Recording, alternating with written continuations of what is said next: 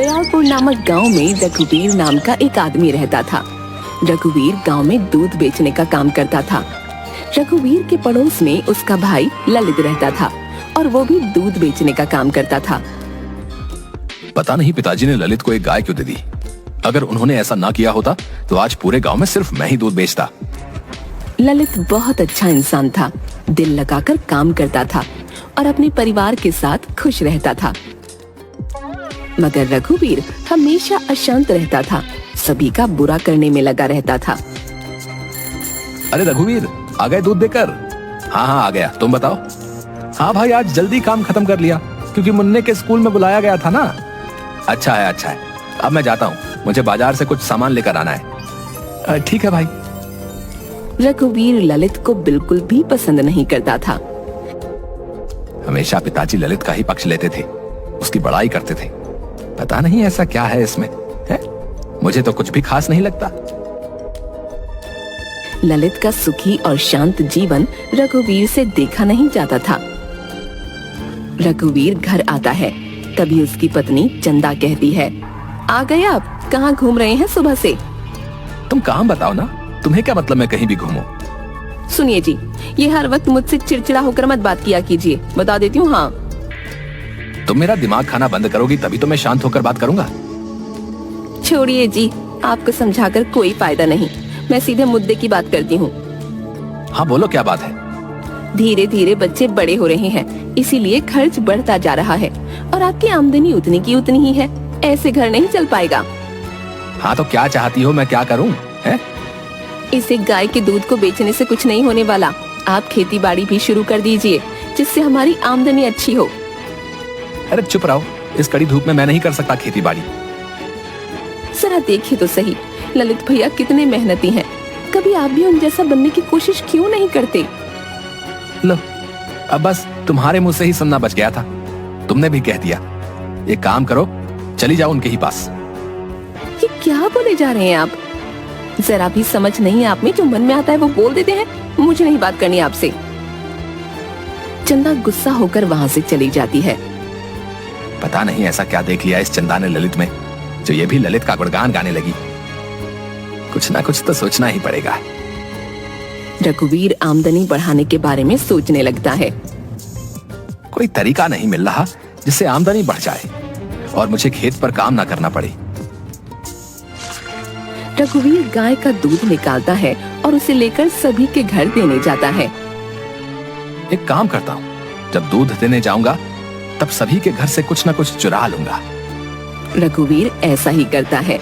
जिस भी ग्राहक के घर दूध देने जाता था, सभी के घर कुछ न कुछ चोरी कर लेता था और उन्हें बेच देता था।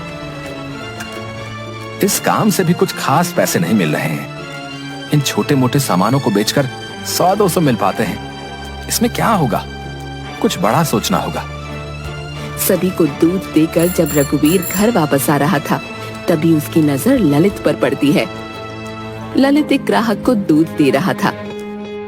लीजिए भाई जी, 2 लीटर दूध। लाओ भाई लाओ। वैसे एक बात तो माननी पड़ेगी भाई, हैं? तुम बहुत ही अच्छा दूध देते हो भाई।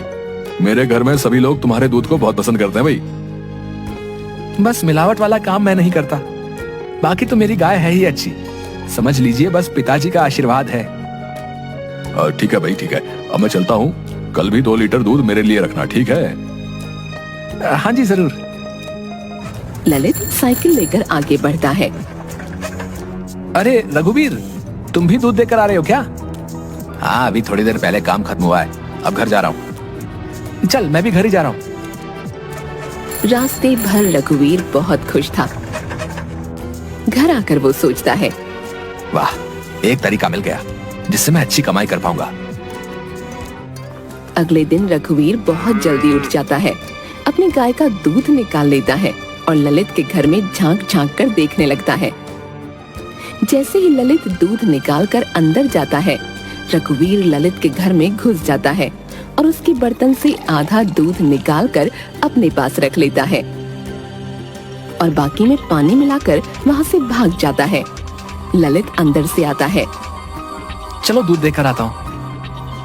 रघुवीर पहले की ही तरह अपने सभी ग्राहकों को दूध दे देता है और साथ ही ललित के पास से चुराया हुआ आधा दूध घूम घूम कर बेच देता है। वाह, क्या दिमाग लगाया मैंने। इस तरीके से तो अभी मेरी अच्छी कमाई होगी। साथ ही आने वाले दिन में ललित के ग्राहक भी कम होंगे और वो भी मेरे पास ही आएंगे। ग्राहक बढ़ जाएंगे तो अभी से भी ज्यादा पैसे आएंगे हैं। ललित पर वर्षों से भरोसा होने के कारण कोई भी ग्राहक ललित से दूध की शिकायत नहीं कर रहा था। अब तक लोगों ने ललित से दूध की शिकायत करनी क्यों नहीं शुरू की? लगता है मेरी ये योजना काम नहीं आई। अब कुछ और करना होगा। रघुवीर कुछ अलग सोचने लगता है। अब एक ही उपाय है और मैं उससे भी करूंगा। रघुवीर सुबह सुबह ललित के दूध में जहर मिला देता है और भाग जाता है। ललित सभी को दूध देकर आता है। दूध पीते ही कई लोगों की मृत्यु हो जाती है और कई लोग अस्पताल पहुंच जाते हैं। सभी ललित के घर आकर पत्थर मारने लगते हैं। अरे ये क्या हो गया? अचानक इतनी भीड़। ललित, आज तुम बच नहीं पाओगे। तुमने दूध में जहर मिलाकर हमें दिया था ताकि हम मर जाएं। रुको, अभी तुम्हें बताते हैं। ललित कुछ नहीं समझ पाता। सभी उसे मारना शुरू कर देते हैं। तभी पुलिस वहां आती है और ललित को पकड़ कर ले जाती है। ललित की पत्नी मोना वहां आती है। रुक जाइए, मेरे पति को छोड़ दीजिए, उन्होंने कुछ भी नहीं किया है। पुलिस ललित को साथ लेकर चली जाती है। ललित की पत्नी और बच्चे रोने लगते हैं।